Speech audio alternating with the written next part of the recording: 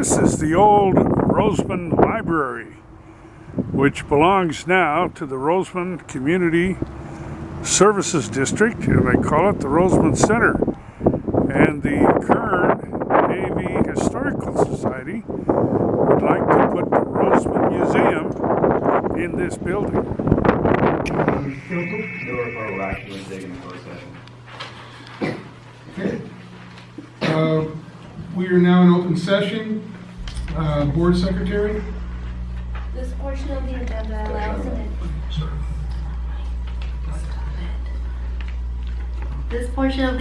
allows an individual the opportunity to address the board on any items not on the agenda regarding district business. State law prohibits the district from taking any action on any items not on the agenda unless authorized under 54.954.2 sub B of the government code. And your matter may be referred to the general manager. An individual may also address the board on any agenda items at the time the matter is discussed and prior to the board consideration or action. Speakers will be limited to 5 minutes. Your time will start when you approach the podium, and you will be given 30 seconds warning before your time expires. If you choose to ask a question during this time, any response by the board will not extend your time. Questions may be referred to the general manager to be answered at a later time after the meeting. In order to allow a smooth and orderly meeting and allow each speaker the ability to address the board, disruptions from the audience will not be tolerated and you can be asked to leave. We appreciate your cooperation in this democratic process. Okay, at this time I'll open the floor up to non-agenda public comments. Okay, being as there are none, I will close the public comments and move on to minutes. M1, M2, and M3, do I have a motion to approve? So moved. Second.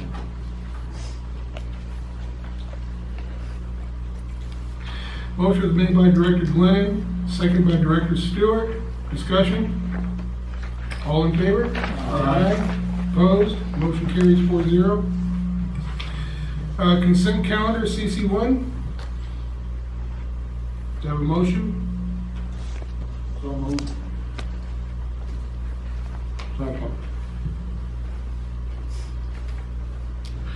Motion is made by Director Glennon, seconded by Director Webb. Any discussion? All in favor? Aye. Opposed? Motion carries 4-0. Okay, presentations. Most of you folks weren't in here, but we moved PR1 to PR2, and Kennedy Jenks has been moved to give a presentation at PR1. So at this time, we'll Kennedy Jenks. Yes, this is introduced. I think a lot of you have seen before, but maybe for the audience, this is Dr. David Ferguson, and he's the lead engineer on the wastewater treatment plant and the ACT replacement. All right, thank you. So when I was here at the special meeting late last month, it was requested that we reevaluate the blowers for the wastewater expansion. So the blowers are what serve air to the critical plant process, which is trade name a biolax process, but it's an extended aeration basin, 2 extended aeration basins. So in order to try to keep the 2 existing 100 horsepower blowers, we're adding a 200 horsepower blower, but we would come up short if the 200 horsepower blower were to be out of service, and it could take time, if not weeks, to replace, to repair a defective blower component. So you asked that we consider looking at full redundancy, which would most easily seem to be, since we need 300 horsepower of capacity for blowers, that it would be 2 300 horsepower compressors, blowers, and in a 1+1 configuration. And while that would work, the room is, there's limited space in the existing building, and we're trying not to need to knock out a wall or expand the building. So we're evaluating that. At the same time, we're evaluating 3 150 horsepower blowers. So we'd still remove the 2 existing 100 horsepower blowers, but we would put in 3 identical new units. And smaller than the proposed new 200, but we would run 2 blowers at all times under normal operation. And if either blower has an issue, we have a spare blower. And often done in water pump stations where there's 3+1 or 2+1. So this would be a 2+1 scenario. Now, that does fit in the building from what we've looked at and worked with one of the blower compressor vendors this week. So we removed the 2 existing. We basically got out the existing pedestals and concrete floor, recast the floor with new pedestals for these 3 new units. We also have to change out the electrical panels in the adjacent room because the 100 horsepower panels need to be upgraded. So instead of 1 new panel, we need 3 new panels, and that's okay. They go together, but there's some issues with the capacity of the electrical service to the site. There's a limited capacity in the transformer, the switchgear, the motor control center, and most importantly for this, the emergency generator. You have an expensive, large emergency generator in its own room that automatically, through an automatic transfer switch, you would kick in on a power failure. So what we're evaluating is the total loads of the plant, and we've got some metering ongoing so that we can look at what the current loads are versus the rated loads versus the total that we're proposing. So we're still working on that. So it appears to us that 2+1 will fit better and work as smoothly, if not more smoothly, than a 1+1. And so that's the report really at this point in time. To go along with that, we were looking at the cost estimates, and this is not insignificant. This is a $10 million estimated construction cost, and engineering and construction management make it an even larger total capital project. So we're looking at an increase of 4 to 5% in the total cost to remove the old blowers and put in 3 new blowers. But it will give us the full redundancy and more reliability so that in the event a blower goes down, we don't have an upset in the treatment process. We don't run into issues of trying to send water to the emergency storage pond and then bring it back in the following weeks. So the plant would run more smoothly, be more reliable, and it's an improvement. It just adds cost to the project. So we can report back in the coming week or 2 to staff, management, and to the boarders at your next, anytime you'd like. I plan to be here next month with a more definitive cost and confirmation, but that's where we're at this point. I understand what you're saying about the redundancy and the 3 150s versus the 2 100s is, it's better. But my concern is when you have the 1-to-1 redundancy, is that you run a 300 horsepower for a month, you spool it down, you fire up the second one, run that for a month, and you switch them back and forth. But you've always got a backup if the first one goes down. When you've got 3 underpowered, in other words, you need 300 horsepower to run the aeration system, the bioact. So you got 2 of them running at all times. You're never going to you're going to be putting a lot of hours on all of them versus having 1 on and 1 idle. And then the one that's idle, having that one on, having that idle. I understand that there's an expense. You knock out walls. I understand you got standby generators. You've got power to the facility.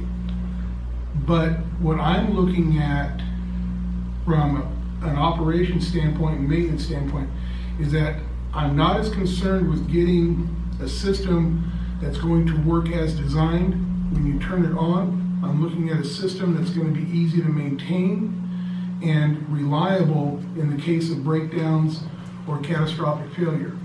And that's my concern.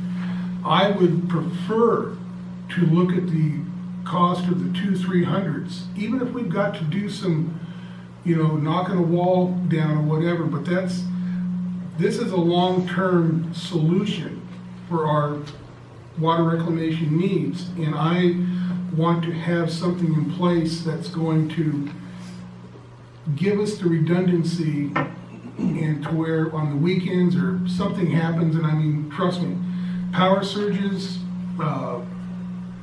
spikes, lots of things can go wrong with this equipment. And it's nice to have one unit that can completely cover it if the other unit goes down. And so that's what I'm looking at. So could you please look at those costs compared also with the 3 150s as well? That way we can compare both of them. Because we know right now that the 1 200 and the 2 existing 100s, that's just not going to work. You know, that just doesn't give us any kind of, you know, if we lose 100, then we have no backup. If we lose the 200, we only can make enough air to barely keep the plant alive, but we got to bypass into storage ponds. So we need to have something to where we know that we can keep the process going. And, you know, so that's what I'm looking at. So if you could give us, look at the cost for the 2 300s, as well as working it up on the 3 150s. Okay. That's really all I have to report. The rest of it's proceeding from 60% design toward 90% design over the next month or so, as long as we can get through this over the next couple of weeks. Okay. Is there anything on the ACP to update? I know we're going through plans. Yeah, it's ongoing. As I mentioned last time, this asbestos cement pipe replacement project, which is about 10,000 linear feet in 2 neighborhoods, that pipe that was put in the early 60s, is being replaced in a partially funded replacement project. So we've already submitted the 30% design for staff review and comment. We expect to have the 90% submittal in the middle of April. I think it's April 16th or April 18th. So we're on track to get the 90% submitted for the next round of review. Okay, I had a couple of questions. At the meeting on the 25th, I brought up on the liquefaction, and which I still have that same concern that if we're going to have a threshold of 1.2 MGD is what I believe was said is the danger of liquefaction. We can go up to 1.2 MGD.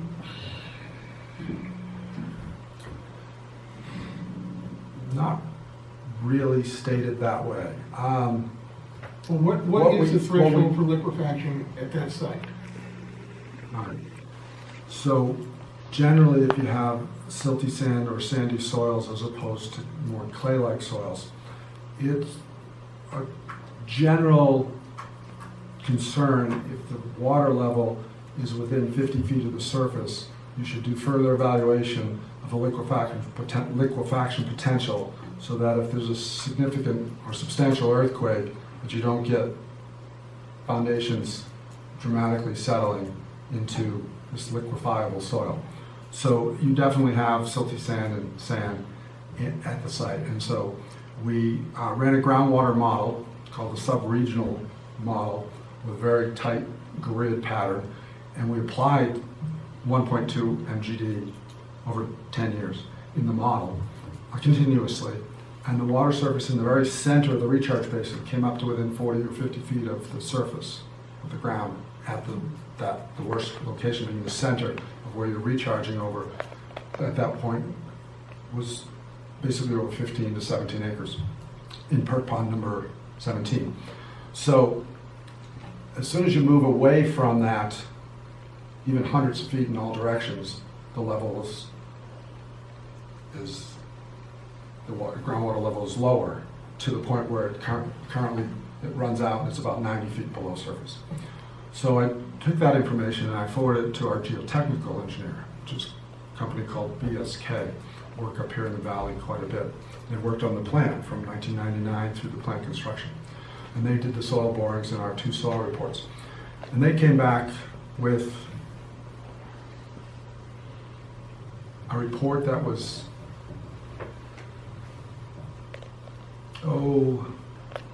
indeterminate, that we need more information kind of report. So I need to request a more definitive answer from our geotechnical. So just because you trigger a point where you might have a concern You then want to do further evaluation, see if you do have a concern on a very more site-specific basis. So that's what I need to follow up with BSK on. Because what the point I'm trying to get at here is that,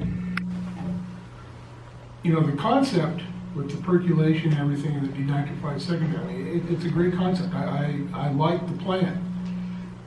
But are we looking to percolate in the wrong spot? You know, could we have a better percolation? Because what I'm saying, if, let's say it does come out that the 1.2 MGD is your threshold, and we're talking about from the day that you put the plant online, that we're going to be percolating 1.1, 1.2 MGDs, which means that our plant, from the very first day that it goes into operation, we're at capacity. We have no room to grow. So if our influent increases, you know, to 1.6, 1.7, 1.8 MGD, as houses are built, where people start using the system more,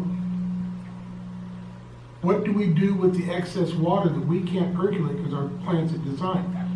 Are we going to have to line the ponds to handle the excess overflow? No, we prefer not to go back into an evaporation. But I'm saying, but if we can't percolate it. Since that report, since our 60% submittal just over a month ago, we've actually reached out and incorporated Pond 15 as well. So now we have not just 17 acres, but we've added another 8 acres with the adjacent pond. So we've increased the area by almost 50%, so that based on the percolation rate, we have more leeway, larger ponds. So I've asked our groundwater modeler to rerun the analysis using the larger area. We also have this 20 plus acres to the west that you own. It's vacant, and so we're planning to have this distribution box to the 3 planned large perk ponds available to be extended if we wanted to incorporate even more area to the west. Well, that brings me to my last question on that, because I was going to ask, because I read your report on the Pond 17, you're going to have to incorporate Pond 15 as well. What I couldn't find in the report is that I know that Pond 17 you had proposed to be broken up into 3 sections controlled by weirs. Yes. Are all 3 ponds going to be in service at the same time? Well, it depends on the percolation rate. If the percolation rate's 0.75 feet per day, which is about average for 0.5 to 1 foot per day of percolation. So we have 0.75 feet per percolation. Then 1 5-acre pond, you're putting 4 acre-feet of water in it. 1 pond would be wet, the other 2 would be dry. If your percolation rate is 0.5, then 2 ponds would be wet. So a pond and a half. If your percolation rate is what we just saw last month on the test, 0.25 per day, then all 3 ponds would be full with 3 5-acre ponds. So now we have 3 7.5-acre ponds to get us back to having a spare. But we also want to regrade and rerun the infiltration test basin. We're letting it dry out right now. If it wasn't raining, we want to let it dry out, and we want to scrape it down another 2 feet and then recommit to the test and start remeasuring percolation rate. That's why I was asking, because I talked with the city of Antelope, and the operations manager there told me something that I didn't realize until he had told me about the maintenance on the ponds. That if we're going to be using all 3 of those basins and they're full, once a year they take down 2 of their ponds in Adelanto. They quit feeding them, they let them percolate, and let them dry for about 2 to 4 weeks. Then they go in there and they'll scrape off about 2 to 4 inches of topsoil off of that. Then they'll disc the bottom of it to get rid of the compaction, to keep the percolation rates, where they want them to be. And so if we're utilizing all the ponds, we're not going to be able to take them out of service to maximize percolation by, non-feeding. So in the So- plan to have additional ponds that we can percolate into? All those points are well taken, and yes, there's routine maintenance, yes, that's about the periodic basis, and yes, it's best to scrape them a couple inches. And so with 50% capacity, we would only have 1 out of service and 2 in service. We'd really prefer to be closer to 50% capacity or better. So we're gonna rerun this test. We ended up with compacted soil in the bottom of the test basin, and then it rained on the very first week, and we got some silt flowing in there, and it doesn't take too much silt to start to partially clog a basin. The permanent basins won't have mounds of soil, temporarily placed that runoff can run off. I mean, the report I got was it never rains up here, and of course, as soon as that's said, we'd have more rain than we've generally had in recent past. And so we're struggling with just this inopportune silt issue in the bottom, the fact that we feel that it was compacted more than would be ideal.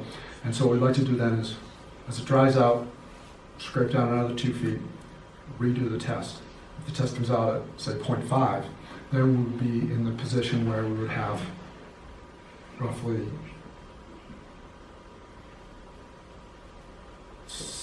we need 6 acres in service. So we'd have 1 of our 7.5 acre ponds in service, and the other 2 empty. That's where we'd like to be.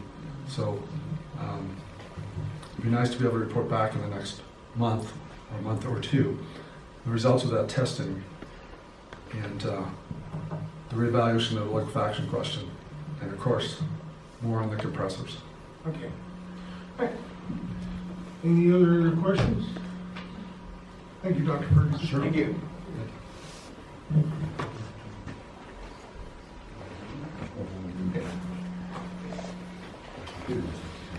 Presenter Ron Smith.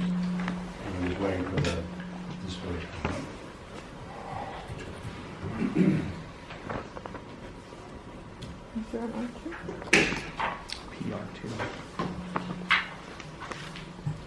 Okay, Mr. President, board members, and the public. This is a sort of a PowerPoint of the report that was put out that I sent all of you on water acquisition fact report. The Water Acquisition Ad Hoc Committee met, so I thought the other 2 board members, it would be good in the public to go over this again and go over where we stand in water acquisition. So in this basin, groundwater is about 54% of the total water supply. The rest comes from the State Water Project. As you know, years and years ago, the district was buying a lot of AVAC water, and that's very expensive, and we switched over to drilling our own wells and pumping more water, and that's good in the long run for us, but it did cause some other situations. So the Antelope Valley groundwater cases were started back in 1999. They were signed by the judge on December 23rd, 2015, and that controls all the groundwater in this adjudicated basin. And here's a map of the adjudicated basin. It has several sub-basins also. It gets pretty complex, but everything that we do with our groundwater is now under this judgment, the physical solution. What was not lucky for Rosamond at the time is that the judge took numbers from 1999 to 2004 of how much water was produced, groundwater was produced every year. They took the lowest number, and that was your number for those 5 years. Then they took all the different 13 public agencies, put them together, and totaled how much groundwater those public agencies produced on the lowest year in those 5 years. We were, at the time, the district was buying a lot of AVAC water and not producing a lot of groundwater. So then when they got down with the final solution of what the safe yield would be and what the allocation of groundwater was, it was about 12,000 acre feet for the public agencies. So they took that number, and then everybody who had a percentage of what they were producing as a totality gave you that amount of water. So we started now that we could produce about 2,900 acre feet, almost 3,000 acre feet.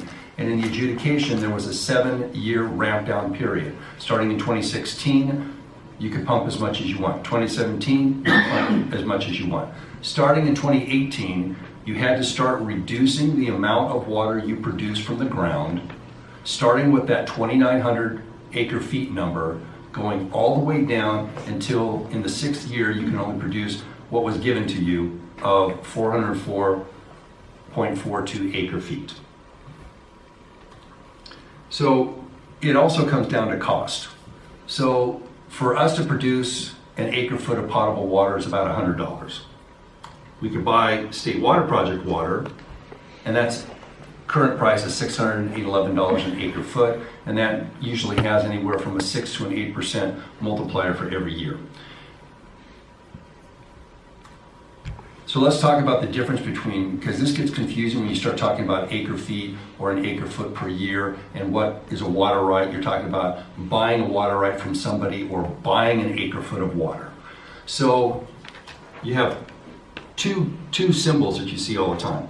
It's acre foot per year, and then also an acre foot. So as for example, if we buy an acre foot of water from AVAC, it's going to cost us $611 for potable water. But then you talk about buying an acre foot of water rights on table A. So you can go to AVAC, pay $10,000 an acre foot, they go and purchase water right for you on the State Water Project Table A. It's 100% reliable. They can deliver it to you every year in perpetuity. But you also have to pay for the delivery. And so that comes into play when you're talking about water sources in the State Water Project. So the State Water Project was built a long time ago. Everybody's taxes, our property taxes go into that. So when you purchase an acre foot of water, whether you're a farmer or you're a state water, a water provider like we are, the $611, the water is free because you pay your taxes. This district has property taxes. What you're paying for is delivery. So the conversation came up several times of, hey, you can buy water for $200 an acre foot in Napa, go find a farmer, and this conversation has gone on for a while. And you could go buy $200 acre foot water from somebody, a farmer up in Napa. And then it's gonna cost you $611 for AVAC to deliver it to you. And the way it also works is, some people have said, well, you can go to somebody else. They're not the only game in town, but they are. We're in their district. You can only purchase by law from AVAC. If you want State Water Project water, AVAC is our entity that we have to go through. So let's talk about water sources. There's two types of water sources out here, like I've said. There's groundwater, and then there's imported water. Now, groundwater has gotten very complex because with the adjudication, depending on what you call it, when it comes out of the well, depends on how it's regulated within the adjudication. You could run out of certain water and say, well, I'm using this water, and that might cost you more money through the water master. Or if you balance it right, you're using the water that you have to use first. So this is it. First, there's production rights. Now, we're the only public agency that actually purchased water on Exhibit 4. You have Exhibit 4, which is the landowners, and then you have Exhibit 3, which is the public water suppliers. On Exhibit 3, we were given 404.42 acre feet of water rights. That means we can pump that every single year, unrestricted, up to 400.42. Federal Reserve rights. The Federal Reserve got about 7,200 acre feet a year of water. But in the adjudication, it says that whatever they don't use gets divvied up among the public water suppliers using that same percentage that was calculated in those first 4 years. So this year we got about 212, last year we got 212.7 acre feet of water that we could produce groundwater without getting penalized. And there's the key. We can produce the groundwater as long as we go to the level that we have the right to.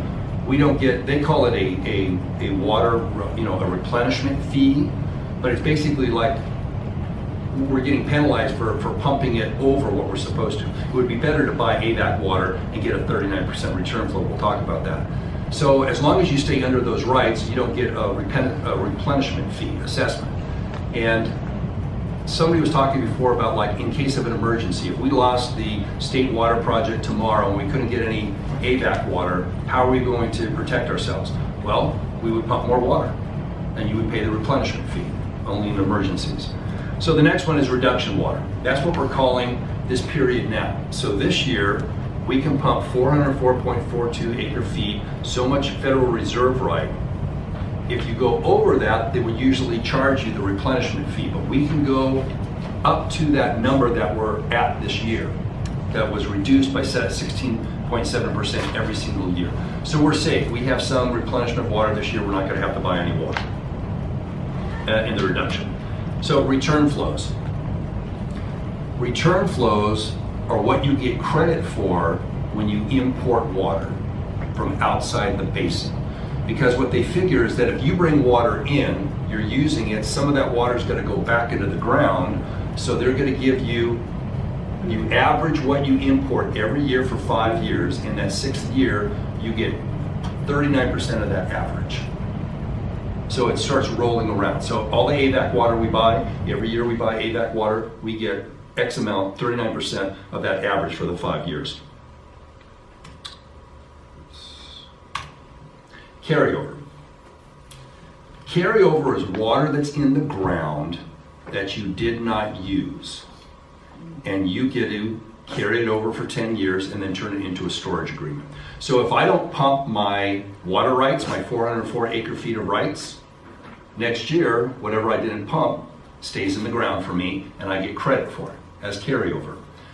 If I don't use my return flows for my imported water, the next year that return flow turns into carryover also. So these past couple of years, we had 150 acre feet of water rights from the property that we bought in LA County. We haven't been pumping that water. We didn't need it yet.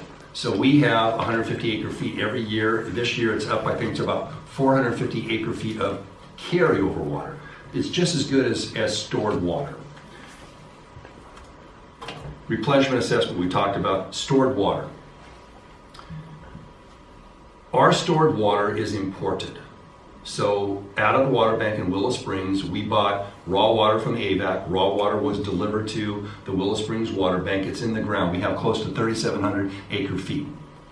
Every time, and this is, we tell the water master what we pumped. If this year we need 10 acre feet of water that we don't want to get paid replenishment, we tell the water master we pumped 10 acre feet of our water bank water. That water bank water will go down by 10 acre feet. We'll have 10 acre feet, and that 10 acre feet then is considered imported water, and we start carrying that return flow on that 39%. Transferred rights. That's what we did on Exhibit 4. We bought property with 150 acre feet of rights. They're being permanently transferred to us in perpetuity. We have those forever. What a lot of people are doing are what's called temporary transferred rights.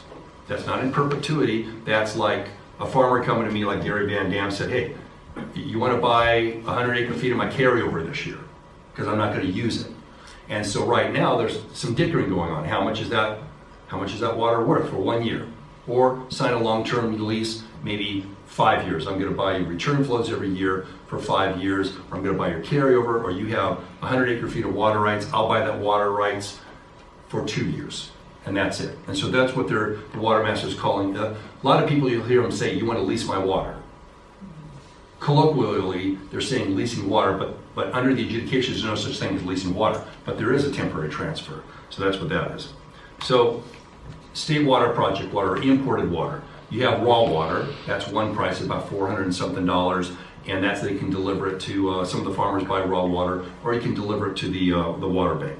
You also have potable water. That's the $611. When we buy potable water from AVAC, it comes out of the Rosamond treatment plant and goes right into our system.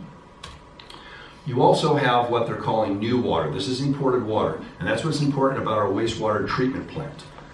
When they did the calculations for the native return flow and what's being brought in, that water that we have was not put within that calculation, because that was going to evaporation ponds, not being put back into the soil. So you have all this water that's just being evaporated. So the water master engineers said would consider that's new water. You also have Table A water, and that's what we talked about before about if a developer came and we don't have any water rights for them, but they want to pay the price, we will go to AVAC. We have an MOU with AVAC. We will go, they'll deposit $10,000 an acre foot of demand to rCSD. rCSD will go and give that to AVAC. AVAC will purchase water from one of the state water project contractors on Table A. If the price is $11,000 an acre foot, the developer would be on the hook for the other $1,000 an acre foot. And that, like I said before, AVAC has told me that's 100% reliable, but you have to pay for delivery. So our viewpoint before was, take that $10,000 an acre foot, go buy property with water rights. You know, like this one deal that we did that was sort of an arbitrage on that, where we ended up with 210 acres of land, 150 acre feet of water that we paid for with the developer's money. We ended up with about $500,000 still of water rights and leasing the property to soil. So the other reason we want to do that is that 150 acre feet that we purchased for the same price of buying Table A water, we would have to pay $611 an acre foot to have it delivered. Instead, we can pump it for $100. So, conclusion on what we've come up with over these past couple of years of really digging deep into the adjudication and all these different possibilities of water. And as you can see, one of the goals adopted by the district is providing the safest and highest quality water possible. It is our dedicated obligation to secure sustained water sources at the lowest rate achievable, bringing life to Rosamond. So we go through this process. What we want to do is we want to get the most reliable water at the cheapest price in the long run to keep the rates down. So the first one, number one up there, is production rights in perpetuity. If the price comes down to a certain rate that it works out, we're going to buy water rights in perpetuity, because then under the adjudication we can pump it whenever we want. It's $100 an acre foot. So it just depends. Right now it's a economic thing.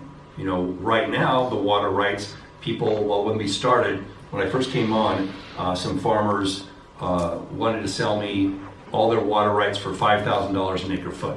I said, well, let me think about it. We talked about it. We had breakfast again. And they said, well, I think it's about $8,000 an acre foot now.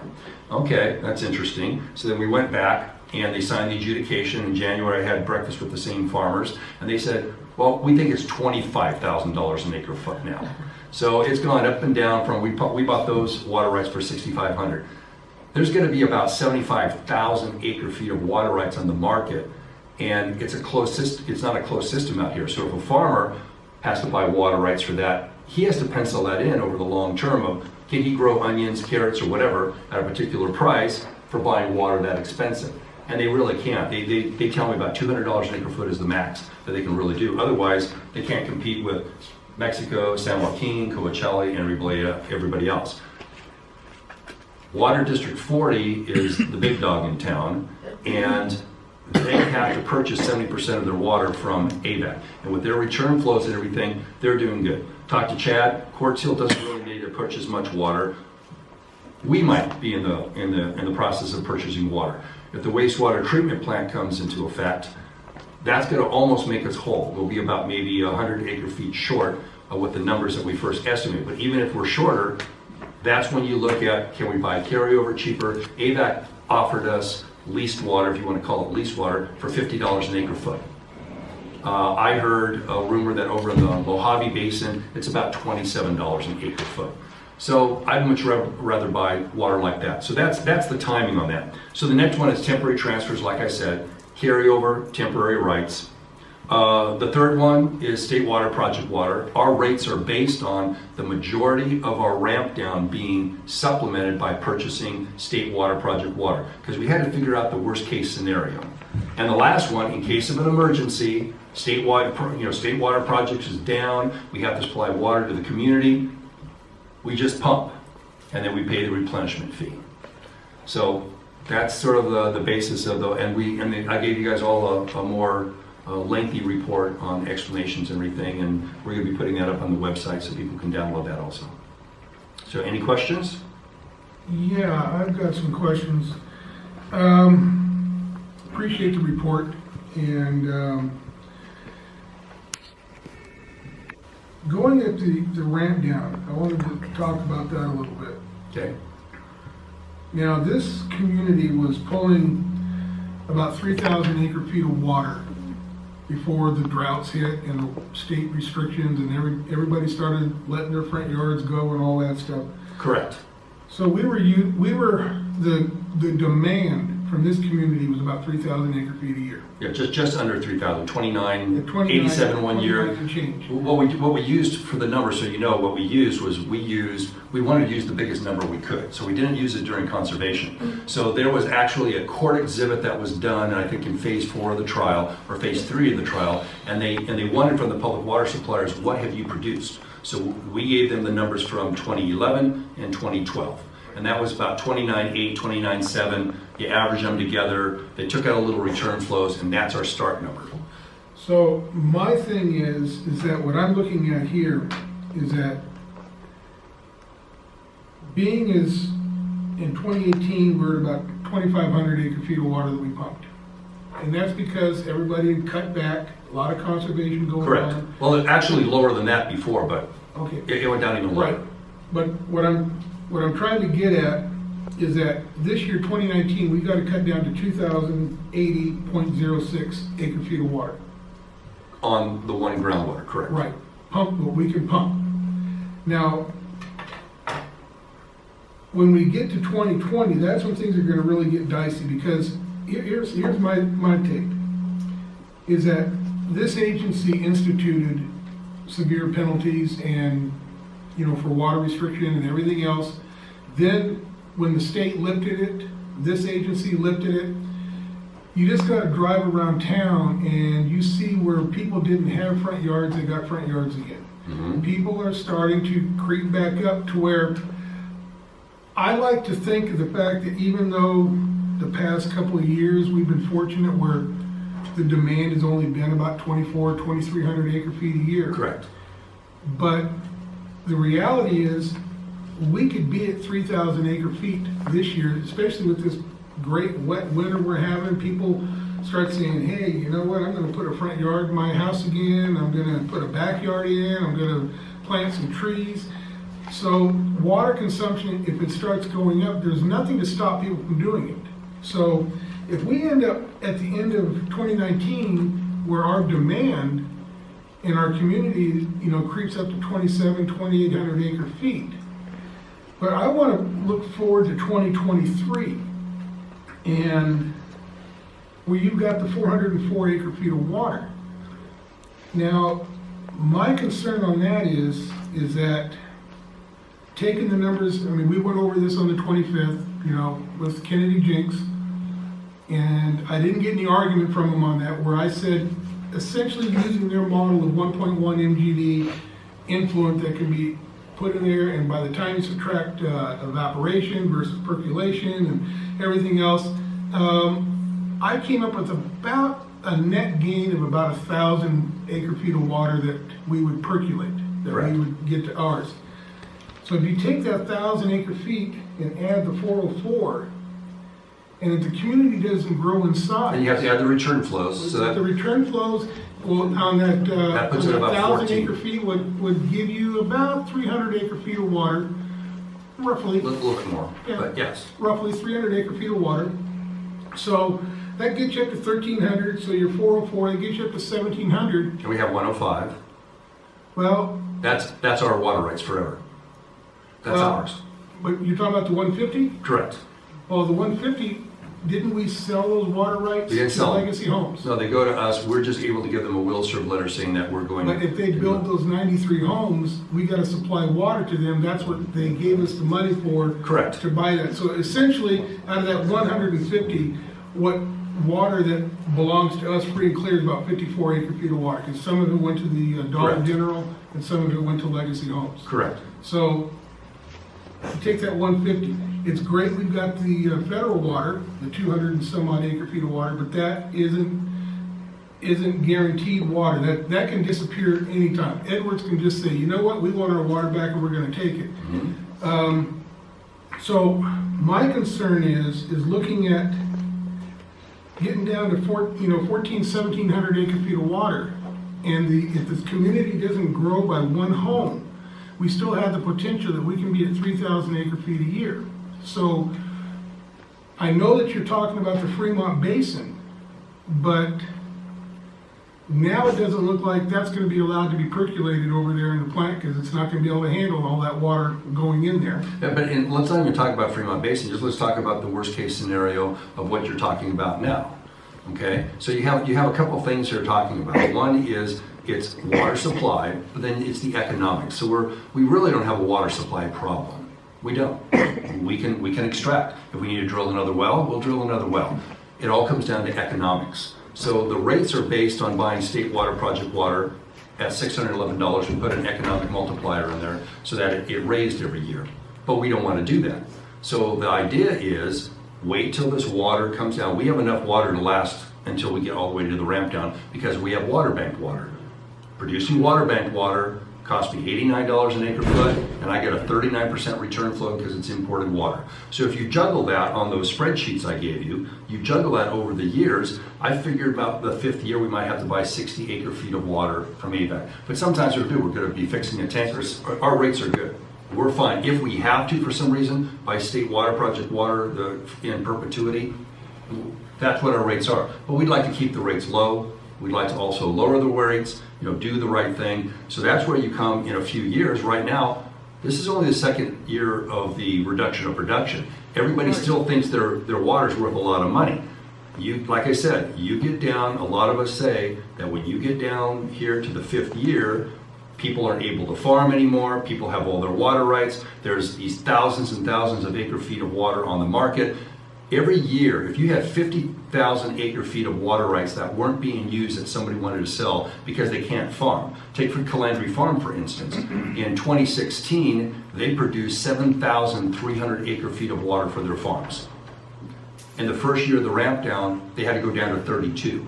At the end of the ramp down, they're only down to 17. There's that tipping point that becomes where it's not economics anymore. You have to have that scale, that economy of scale. So I know Calandry is working with the sanitation district, getting water from them. So at the end of the day, there's going to be a lot of farmers, but if they don't use that water, that 50,000 acre feet that one year, and a lot of them are doing this, the next year, say the one farmer has 1,000 acre feet and he's not using it. Next year, he has 1,000 acre feet of water rights. He also has 1,000 acre feet of carryover.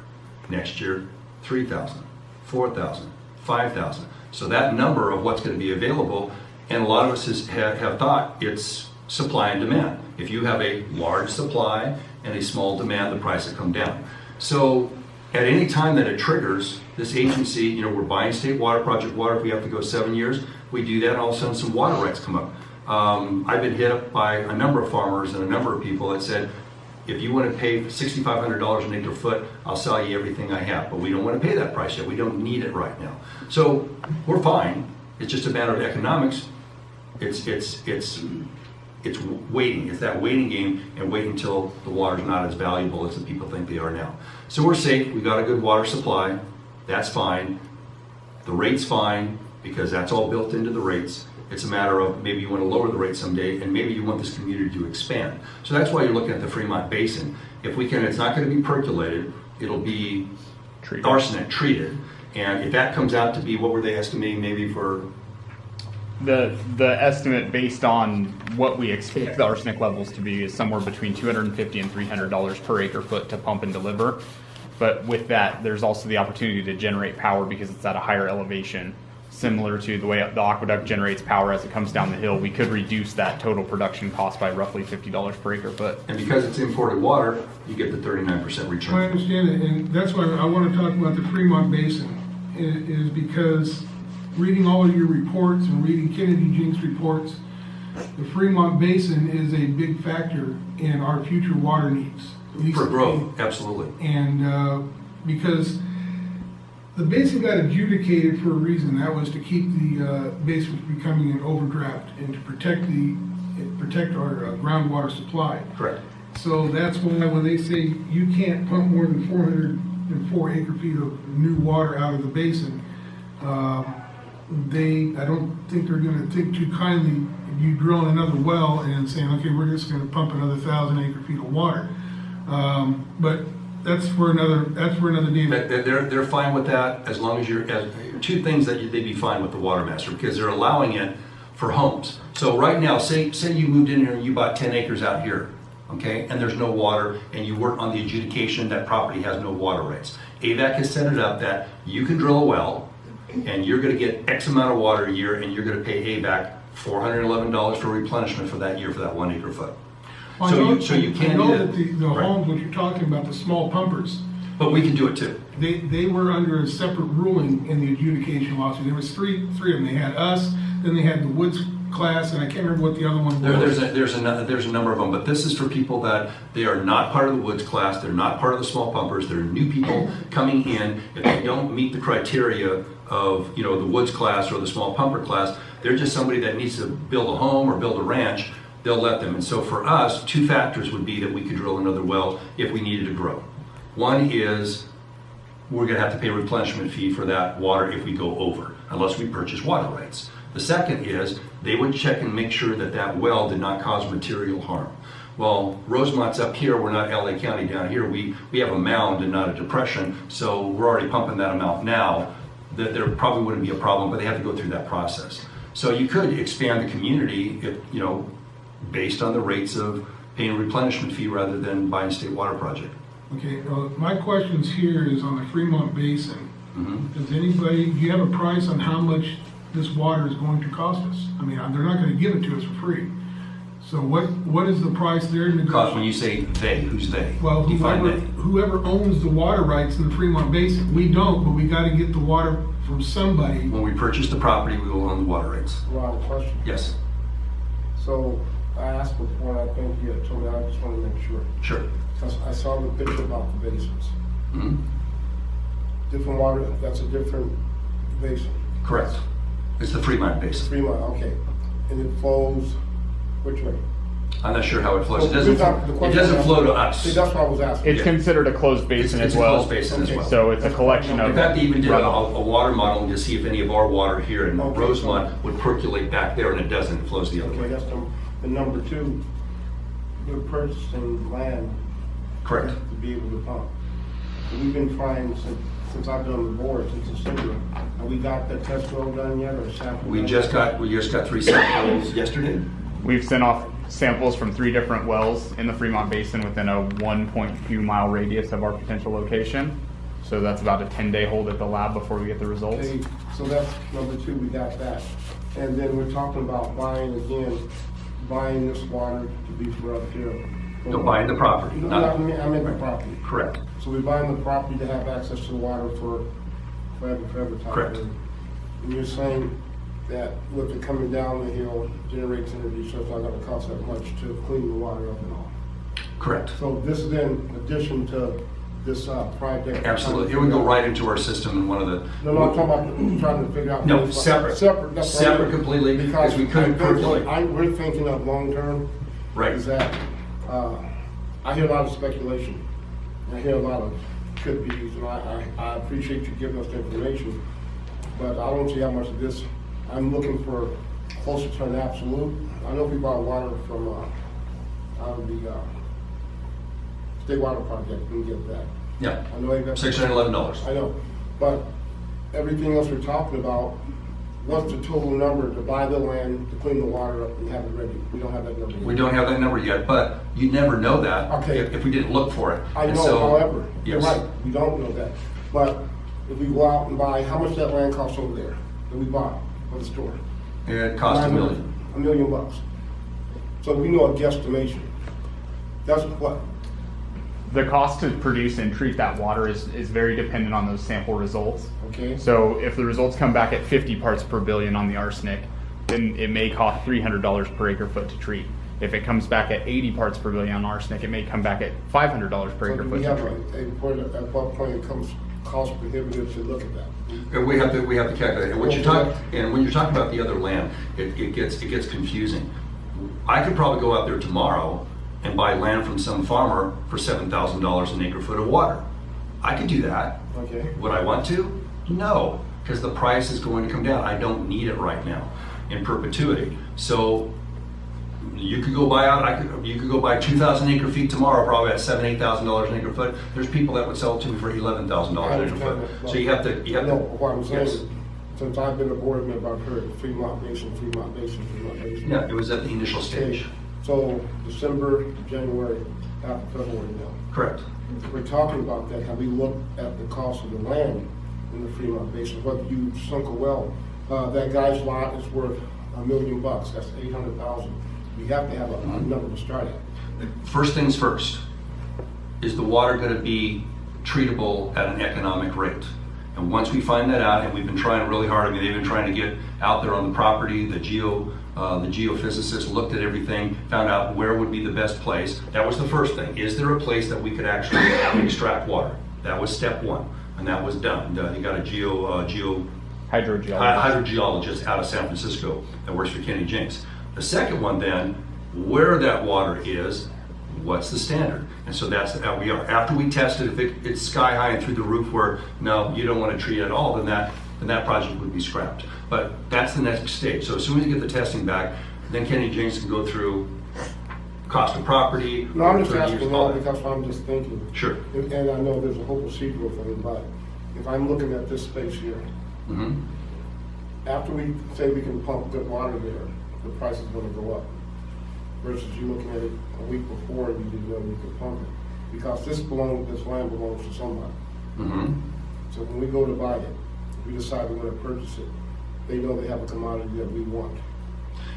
I would frown on trying to make No, I'm up. just saying, have you looked at the numbers of the prices, what's selling out there? I don't think the two properties that you look at what they were selling. I've looked at multiple parcels in that area, and going off of county assessed values, there are multiple small parcels in that area that could sufficiently hold a well and necessary treatment equipment for probably less than $10,000. Okay, that's the number. Yeah. There's no property for sale right now, so that's why there's no The comps. thing is, Right. you throw out a lot of good information, but you can't put a number to it. The people in this community, they want their money spent on things, and this is good information, but good information based on what? That's the number. We have one of our water haulers that he bought 200 acres out there, and he bought his for $7,000 an acre. For 200 acres. Okay. We only need like 2.5. Well, I'm just saying, but that's a number, that's how I'm looking at it. And we'll have that number for you, but like I said, we gotta go through these steps first. I know, and but then- just that region is selling for about $7,000 an acre, right? That's what I was looking for, what Yeah. that whole region kind of thing. Right. Thank Okay, you. well, I have some questions that I know you're not gonna have the answers for tonight, but if you could get back with me on these. And this is in regards to the Fremont. Of course, I wanna know what the arsenic level is. And, where is it going to be assimilated for our community? In other words, where is it gonna be delivered to so we can use It's it? gonna go to which tank? We go to tank 5. It's gonna go to tank 5. So right now, we have this main line that was put in as part of one of the assessment districts. This was Desert Highlands Parkway. And this line right now sits dry because this tank is 300 feet higher elevation than the rest of the district. We would pump into tank 5 and then gravity feed back to the pump station at tank 3, taking advantage of one of the booster pump stations there and running that booster pump in reverse to generate power.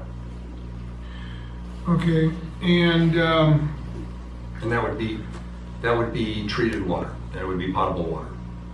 okay. Because I'm also looking as to, you answered how it's going to be delivered and how much to, I'm looking for the cost to treat the water to a usable status. And we have to know the arsenic level before we can actually calculate. Right, and the big question is how will drawing down the Fremont Basin, which you're looking at back by Bacchus Road, correct? Right in there, is it just north of Bacchus Road? No, we're looking at south of Bacchus Road, off of Champaign. North of Don, south of Bacchus. But how far south of Bacchus? Roughly 2 miles. Okay, my question is that because you're saying we're in a separate basin that's isolated, Correct. that my concern is gonna be how it's going to affect the existing wells in the areas for the homeowners and stuff out there. And I'm looking at what the infrastructure needs are gonna be, additional pumps, piping. What's the O&M costs are gonna be to supply the Fremont water to Rosamond. And will this Fremont water be in perpetuity? But most important,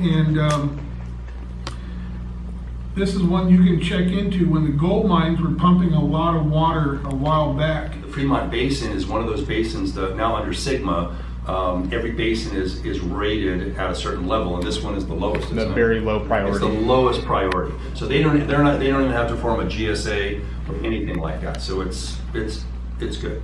But all those questions, when we get, like I said, one step at a time, let's get if the arsenic's through the roof where it's not going to be economically viable, don't do the project. If you think it is, then you package it all together, property costs, O&M, perpetuity. The water would be in perpetuity, though. That's one answer I can. That's one question I can answer. As far as addressing the surrounding wells, we could address that the same way we dealt with well 9 when that was drilled, and that is sounding surrounding wells for a 5-year time frame after the drilling and equipping of that well to see the effect on the groundwater. But that was part of the adjudication process, is that when the lawsuit was filed in 1999, the farmers claimed at that time that where they sunk their wells, they could pump as much as they want, and it's not going to have an effect on anybody outside of their little sphere of influence. And that's the adjudication proved that was wrong, that they pump a lot there, or they pump a lot in Little Rock, or they pump a lot in Lancaster, Palmdale, or here. It affects everybody. That's why the basin was adjudicated, but they had to go to court to prove that it was an overdraft basin. I agree with you. Fremont, we don't know what the status of that basin is. We don't know if it feeds into other basins or not, or if it's completely isolated, like they tried to claim when the lawsuit was first filed, that the Antelope Valley was pockets of areas that they can go ahead and just pump to their heart's content. So that's a big concern of mine, is that I don't want to make sure that something that we do, as far as getting water from the Fremont Basin, has an adverse effect on the people north of us. Correct, and like I said, that's every step that we go, come back to you guys, report and say, this is where we are now. We're going to make a recommendation. We think we move forward on it. There might be a time that the board and staff says, no, we got to scrap that one, and we're looking back at buying water rights instead. But this was a creative idea. Might as well go for it if it economically works, and all those questions are answered properly. All right, that's all the questions I have. Anybody else have any questions? Okay, then thank you for that presentation. And we'll move on to new business. New business 1, election of officer, vice president. Presenter Ronald Smith. So we put that on there because you don't have a vice president right now, and I know you're keeping Mr. Williford's nameplate up there. It's up to you whether you want to put somebody in there right now, or if you want to wait till your new board member comes on. We put it on there to give you guys discretion on whatever you'd like. If it wasn't on there, you couldn't take an action. My question is, Joe, is there any legal reason we have to fill the vice president at this point? Because it was my hope that, and to honor Russ in his memory, to leave his seat vacant and his title up there until next month when we name his successor. And then at that time, unless we have to legally appoint a vice president now. Yeah, that's fine. Yeah, it would be fine. But we wanted, just in case you guys were, I didn't know what exactly we were doing, but I think it would be the most senior person if you weren't here, Greg. I think Byron would probably take your seat, being the most senior. So just looking at that. Well, can I go ahead and get a motion to table MB1, please? So moved. Second. Okay, motion was made by Director Glennon, seconded by Director Stewart to table MB1. All in favor? Aye. Aye. Opposed? Motion carries 4-0. Okay, new business 2, discussion regarding the writing of legal documents. I asked for this to be put on the agenda, and my reasons for this is that when I first got on the board, and Ron, I want to commend you for taking this action. He had said that he had, to save money with our former legal counsel, that he had taken on basically writing the contracts and writing resolutions and ordinances and things like that. And I feel that this is something that, this is why we hire our legal counsel. It's not even in the general manager's job description to write contracts, ordinances, and resolutions. I understand the reasons behind it, but I think for discussion purposes, and that we need to look at creating some kind of policy that we leave the writing of legal documents and contracts and things of that nature up to our legal counsel to write them, review them, and let them tell us that they're okay to sign and move forward on it. And so at this time, I'd like to open this up for discussion with the rest of the board and see what your feelings are on it.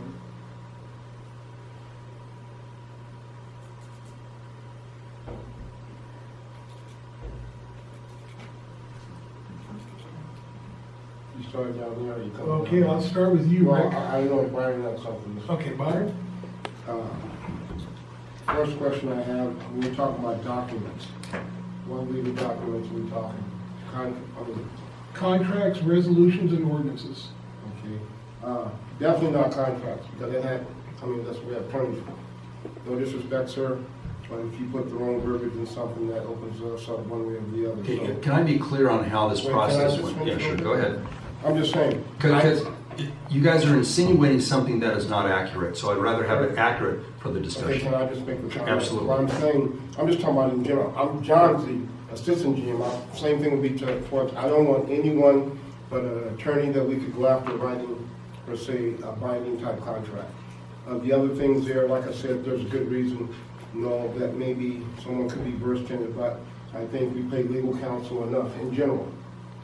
And that's something legal counsel should do, not with the input of the GM, the input of, Lizette when she's here, of course, John, or whoever's bringing that information to them. I just think from a check down standpoint, I'd rather go hold the attorney responsible and hold my GM responsible if there's a mistake in something. It sounds like everything we do, someone wants to challenge us on it. So I just think from good business practice, that's what we keep talking about, good business practice. And this is not, I don't know the full thing, I'm just talking about to protect us collectively as a group. Absolutely. I like to hold the attorney responsible because they do that every day. He's trying to run a district in 35 different directions, and they have one thing to focus on. That's the way I look at it. So if I can show you what the protocol was, and it was best practices, it's and the attorney can fill you in, we were doing here what a lot of districts do. So when I came on, it was like, well, we need a contract for this, right? The attorney would start from scratch. A lot of contracts you adapt, it's boilerplate resolutions.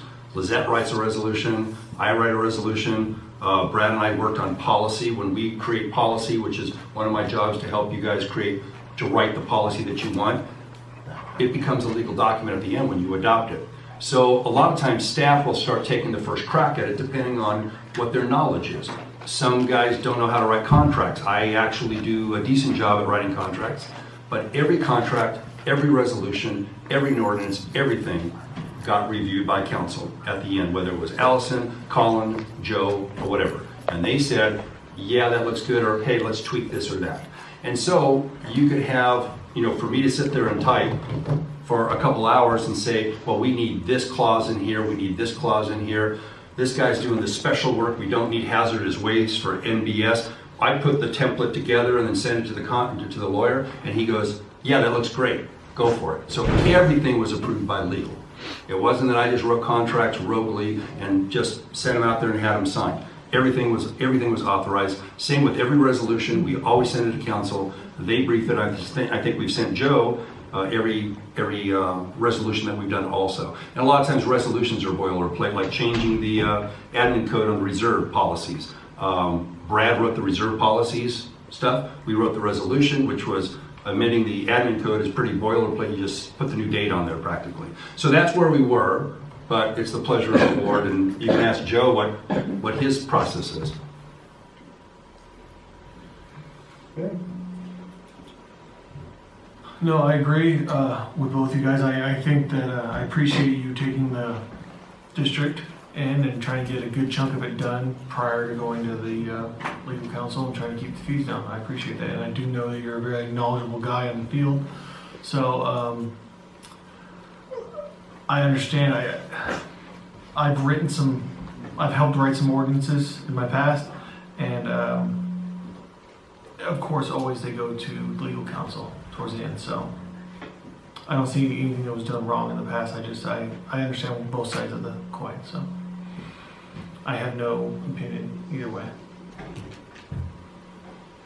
I think most of what we do is boilerplate, and there may be a few little things that need to be put in there, and it needs to go by legal counsel to verify it. And if I was sitting in the president's seat and have to sign it, then I would be a little bit more concerned about it. And I understand where you're coming from, because you signed it, and you're wondering if what you've signed has gone through legal. I think that's what you're concerned with, yeah.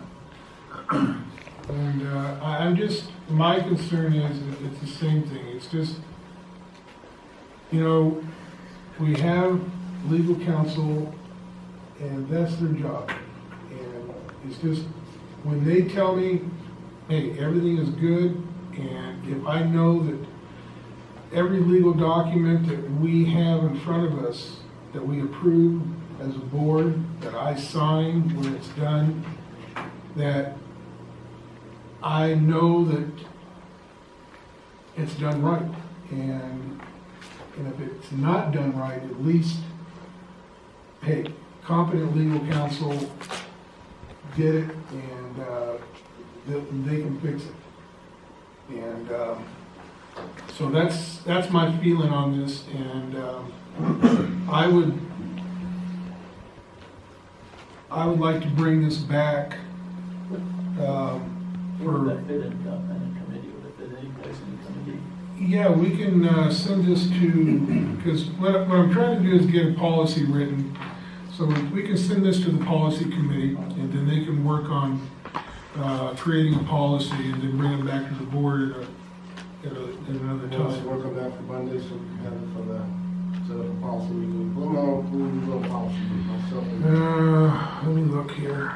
Well, you know off the top of your head, who's on the policy?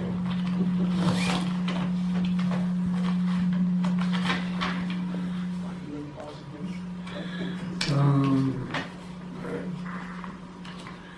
think I just need to get the stuff tattooed to my forehead here. Okay, let's see.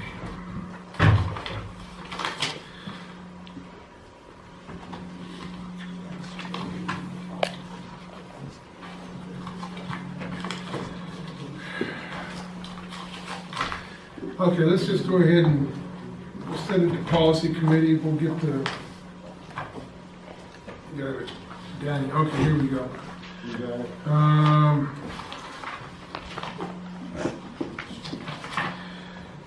Policy is Ben and Rick.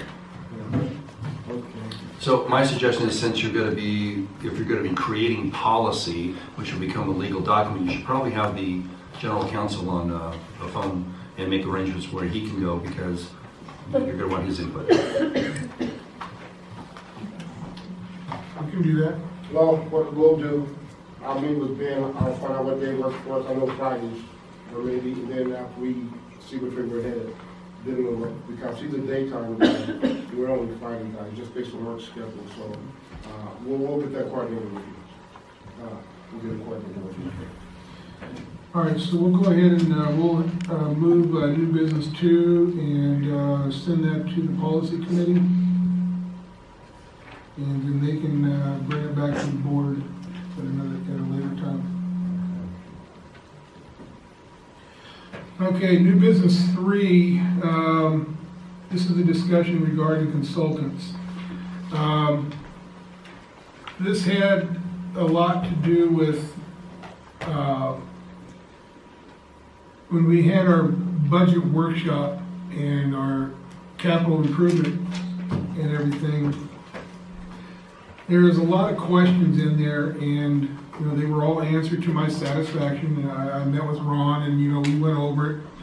But it was my concern is when I was looking at, you know, we had approved this much for a consultant, but we had this much in the budget, and then other consultant contracts were written for $48,000 and $29,000 and this and that, and you know, there wasn't anything improper done there. It's just the board really not, you know, being in the loop on it as far as consultants. I felt it'd be a good idea that if, as far as not managing consultants, but to simply approve all the hiring of consultants and the termination of their contracts as well. And, but that's the only involvement the board would have in it. And then after that, it's up to the general manager to manage them and direct them and everything else. It's just simply, if you want to have a consultant come in, you know, we might have a $2 million in our budget and we've got money in there to do some kind of a study for this or that, that is just come to the board and says, I need to go and get this consultant to come in here and do this work. Board says, okay, it's approved, go ahead and get the consultant. And then when their work is done, you come to the board and says, okay, we need to terminate the contract or terminate the work, and then we move forward. And another thing too is when you have a consultant to where you might give them a consultant contract for $100,000, but as you're going down the road, all of a sudden you need to add another $50,000 or $60,000 to their scope of work. You know, bring that back to the board. That way the board can say, okay, and that just makes everything, in my opinion, cleaner, and it just, the board is more involved, and we know where the money's going, and it just makes it more transparent for the board, makes it more transparent for the community. And so that was my reason for bringing this up here, and so I'll start with Mr. Webb down here for your comments on it. Question I have, you said hiring of consultants and release of consultants, but yes? Yes. Okay, question I have. With this here, wouldn't the GM bring this to us regardless? Well, that's what I would hope. Well, no, that's what I'm asking, because the thing, are we looking at, then you're talking about another policy to have those come forth, or I would think or guess maybe if they just, the GM put it in their report when they brought it to us, that that's what they're doing. Because we already have a policy in the manual, right, that's it. Oh, we don't have a manual here. The policy. I can tell you what professional services is anything that's over $5,000. Comes to the board. $5,000 that's not in the budget. Okay. So so the board, you guys have been on a very brief time where we haven't really hired new consultants. The one that Gregg was bringing up was an actual, and I can explain it. It was already in the budget, Kennedy Jenks. We already signed the contract with Kennedy Jenks on this project. They wanted to inform us that on their approximation of costs, that the CEQA portion was going to cost X amount of dollars. So it was going to go up. It was all within the budget for this year, but they wanted to show me, hey, let's sign a new work order because they want to do $26,000 more of work. So that's fine. It was all in the budget. It was all approved. The contract was approved. This is a change of work order that did not exceed. So let me ask the question. Sure. I understand what you're saying. So that means that you, the GM, either as a good practice on your part, come back to the board and says, folks, because I know you said the contract, the budget, but if it's already in the budget, is the money in the budget, or is that increase is already factored in? Absolutely. So wouldn't it have been nice to come back to the board and says, even though it's already in place, they need an additional, I think that's the big question. Right, and if it goes over the amount, if it went over the total amount, say I had $50,000 like the example was, and all of a sudden they said, you know what, there's a lot more work that needs to be done, which happens sometimes, and it's going to be $75,000. Well, that wasn't in the budget for this, so we bring back to the board. But I think or if it's a brand new contract, if it's a brand new contract. The contract. question is a dollar amount, a significant dollar amount, period. And that policy can be changed. That's not what the policy. That's what I think we're headed towards, because you're saying if I have the budget, I'm good to run with it.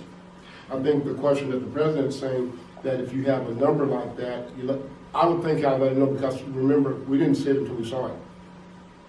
And So here's a suggestion, because I see what you're trying to get at, right? So in the policy right now, it says $5,000 or more for professional services that is not within the budget. That's an easy one. You change that line, and you can make the threshold $5,000, $10,000. Sometimes, like Brock, how much did the scuba diver cost? $7,000. Yeah, so he did a $7,000, which was in the budget already. We didn't have anybody. He hired somebody, so you can make it. It depends on what your threshold was. I think what's happening, I hear what you guys are In saying. every contract, not whether it's in the budget or That's not. what I think is what's happening. I understand what you guys are saying. I think one of the things we're looking at as a whole, there's a lot of concern that the prior board said just handle it. You have board members now that said, I want to see what you're handling. And that's why I'm saying, change it and you got Okay, that. So when did I'll give you an example. We found out about a tractor when I saw it. No one thought enough of me to say, oh, Rick, by the way, we're buying a $121,000 piece of equipment. Why, I don't know. I think we bought it before you came on. No, Ron, the point Right. I'm trying to say is that they may not want to know, we want to know, so you're right. And that's fine. I'm going to ask the Right. president, I'll put this in policy too, because, again, I know where it's not going, it's not just not being misused. I'll give you an example. If I walked up to you right now and said, Ron, give me $5,000, and just say you had it, or Greg, give me $5,000. What's it for? I would hope you'd ask that question. Absolutely. Even though you guys gave it to me. I'm not gonna give it to you anyway, but. Well, the point I'm trying to make, I think, and here's why.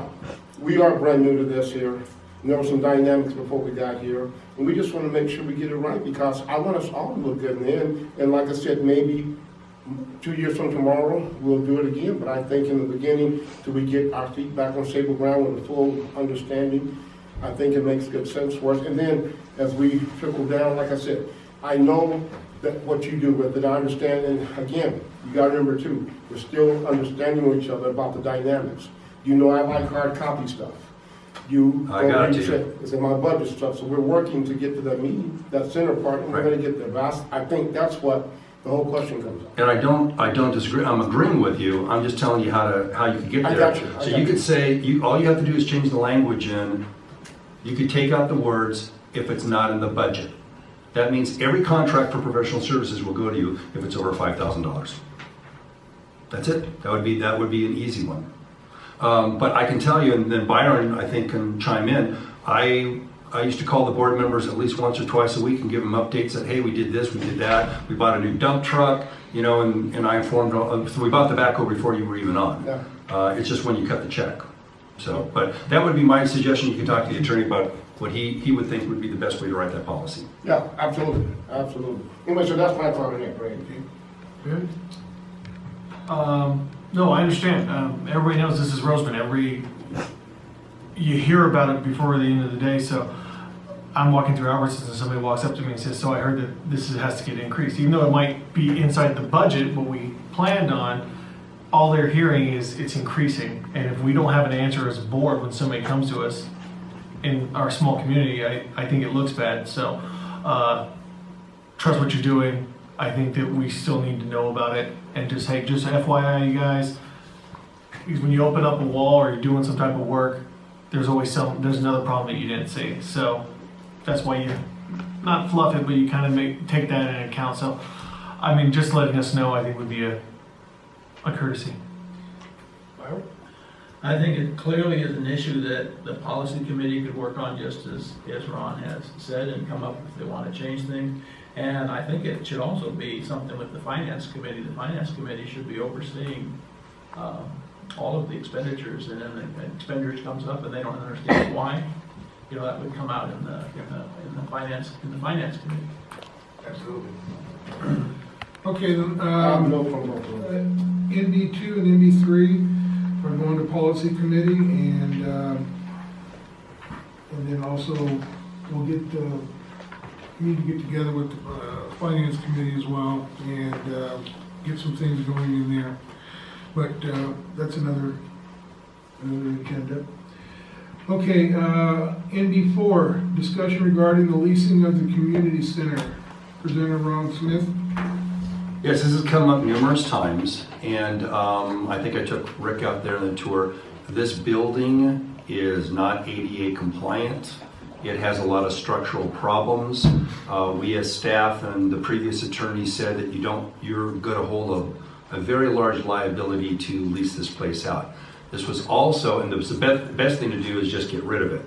So instead of bulldozing it, and I briefed every one of you when you came on the board, because this is a closed session item, because it has to do with real estate and the actual terms and price of this piece of property, that we had talked about selling this piece of property.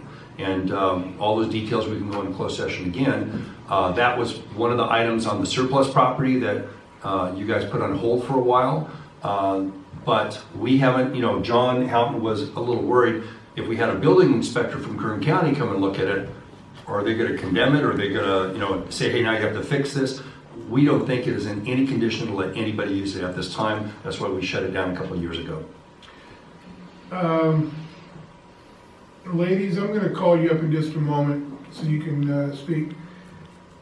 I understand that the building over there on Diamond is not in the best shape, but that reminds me of another building that wasn't in the best of shape either. And that was our former administrative offices and boardroom over there on 20th Street. In fact, when we moved from there over to here, we were faced with the same thing. That building was not ADA compliant. We were facing all kinds of construction costs to just get the building up to code. But yet we turned around, we leased it to the Praise Inn. And the church went in there and they made modifications and fixed it up and did what they had to do to it. And it's been that way for years. So I would like, ladies, if you'd like to come and speak to us about your plans for the building and things that you'd like to do. Randy, come in.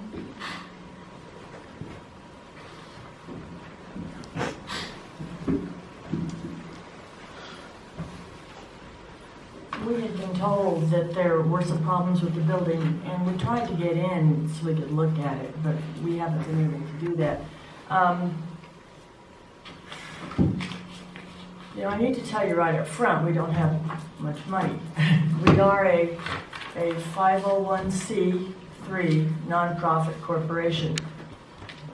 We thought if improvements needed to be made, we might be able to twist some arms and get some significant donations, because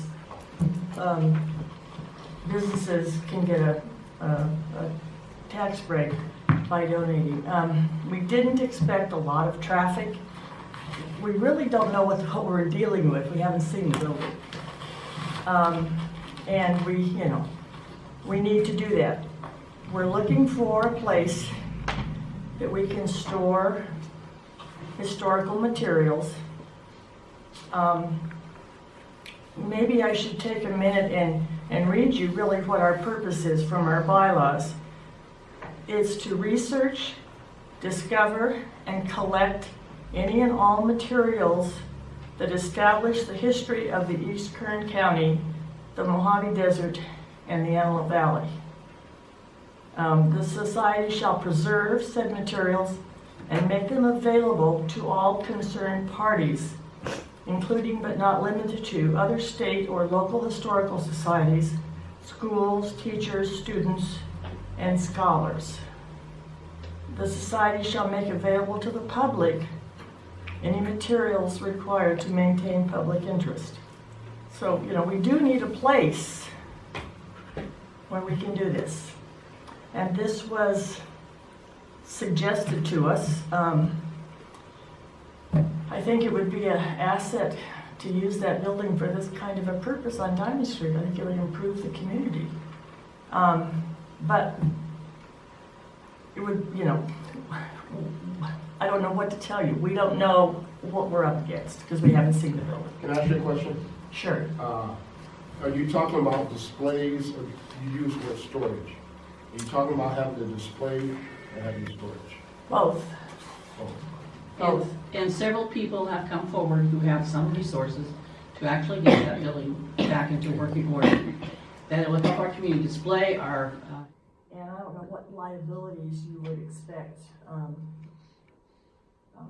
involved with the Interpretive Association that supports the state parks locally. I'm also involved with the senior housing there here in Rosamond.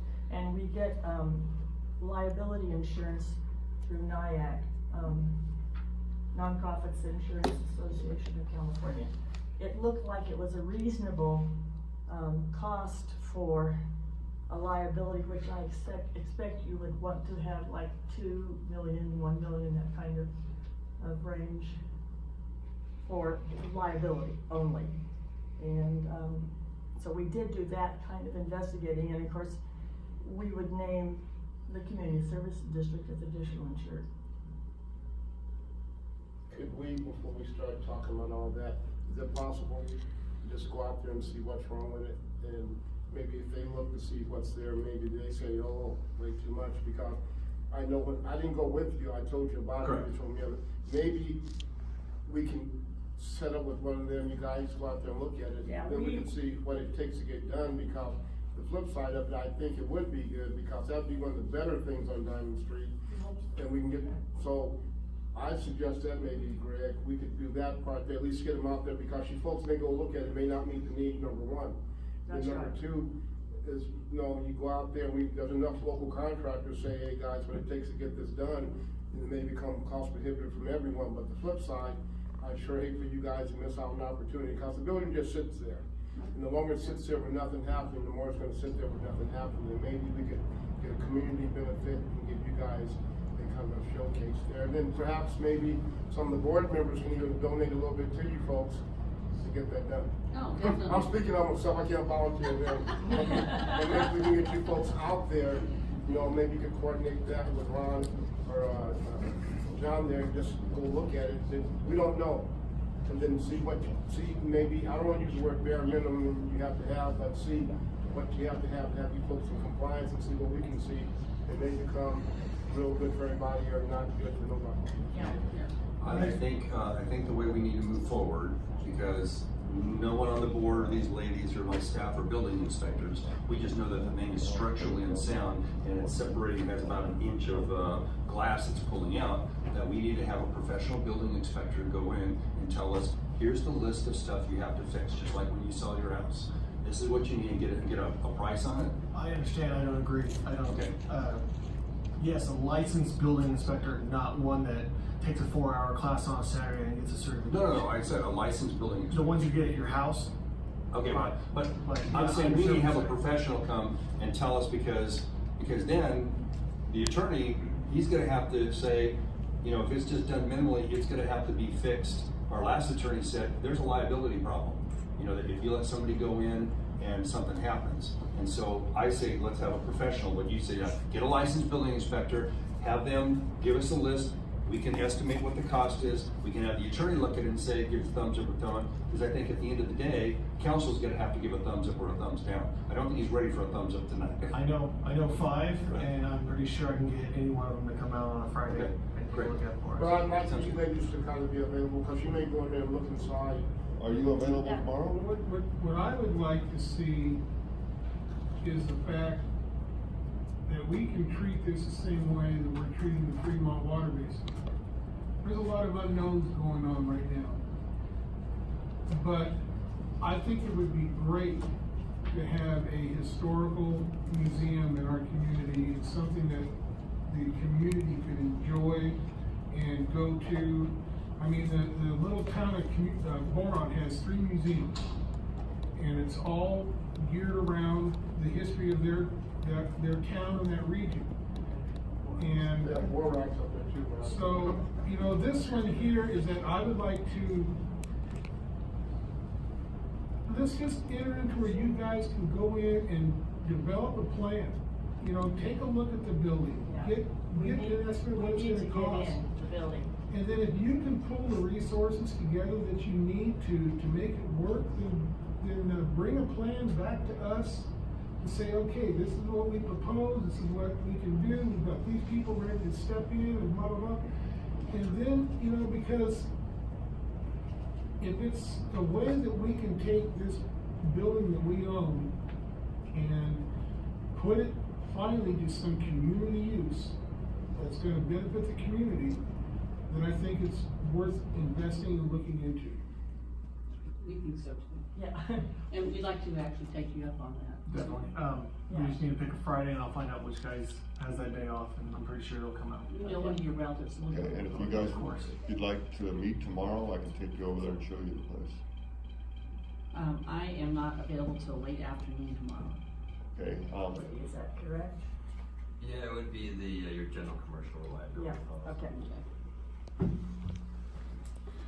Any comments, Byron? Thank you. Nope. All I was gonna say was that whatever we've done with the other rental, whatever liability they have is probably the exact same liability that we would need. Yeah, and we know. Checking that, I wonder if they have liability. Yeah, we redid the lease with them and council, but we have new council now. He might see something in that lease that I can give him the praise in. It's been under the weather, so, and Lizette Guerrero, she's our Director of Administrations, and she's in charge of that front place, and so I'm sure we can work something out in the meantime as we're working through the other issues. Speaking of that, we are doing a project in honor of our 60th anniversary, which will be, we'll have a big blowout on May 9th at our Rosamond Library. It's called Building History, and we're taking old pictures of our facilities and what they are today. So if anybody has an old picture of the water building that used to be on 20th. You can take a picture of that man down there, that's an archive for himself. Byron, do you agree with that? So if anybody's got that, we can certainly come out and take a picture of this what is today, and that can be posted also as part of our 60th anniversary. I know you folks probably get real busy, but I think maybe quarterly, maybe come up here and kind of give us updates about what's going on. Because I think that's one of the things, you know, at 21 years, I think 25, I think I've been here a long time, but that's no history compared to Mr. Perez. He's been here a long time. I know Brian's been here a long time. There's a lot of history, so be kind of a fun thing, you know, you folks come here and update us. We could give you a little presentation, we'd be glad to. That could be possible. I just think it'd be kind of fun because I think the more you know about what's going on, we collectively as a community know. We always talk about the community, but you folks have the information about the community. Byron always talks about how many kids he's educated, you know, how many students he's educated, so I think it'd be kind of nice, maybe quarterly. Actually, we're having a series of people that have been in the community for a long time. They're coming up and giving their family histories, oral histories with pictures. It's really quite fascinating. Byron was here when the dirt was shifted. The first water, Byron helped pump it in here. I've seen a picture, I don't know where it is, but you know, it used to be, Sam Berg had the water district. Yes. And the old tank that's completely covered now was a big tank. And you lay on that in the summertime, it was really cool laying up there on top of the tank. So actually, currently, somebody has a picture of the Keith and Ford's Son has just closed. And that was one of the first pictures we did as building history of how it looked in the 50s and the 60s and how it looks today. And so that article was really quite well done. And so I put that picture after it. Sorry to see this close. Here's what it was, the history of it, what it looked like in the 50s, 60s, and today. And you would be amazed at the response we've gotten on Facebook of everybody looking at those pictures. So it's really awesome. John Joyce has done a lot of trying to get old pictures too. Yeah. So just contact us if you have old pictures. We are certainly interested in doing stuff with them. Okay. Thank you. Thank you, guys. Thank you. Thank you, ladies. Okay, move on to director's reports, comments, and future agenda items. Anyone? Went to the AVAC meeting, and just to sum up some of the significant things that jumped out at me, there was kind of a heated discussion about the home show and the Smart Water Expo that's coming up at the fairgrounds. And the state water contractors have spent about $20,000 in that program in the past. This year they're only going to spend $10,000, but they don't like the way it's divided up between Little Rock, AVAC, and Palmdale. They feel it should be divided in a different way. We used to be involved in the home show, and I forget what we spent, but I know we spent several $1,000s in the home show, but that's what Borax was subsidizing our programs. And if you pay any attention to the news, the water tax is back, and we need to still fight that. And it's going to come back through the legislation again. The twin tunnels are out. It's one tunnel now. And the bullet train is blank. It's not a bullet anymore. It's on hiatus with the new governor.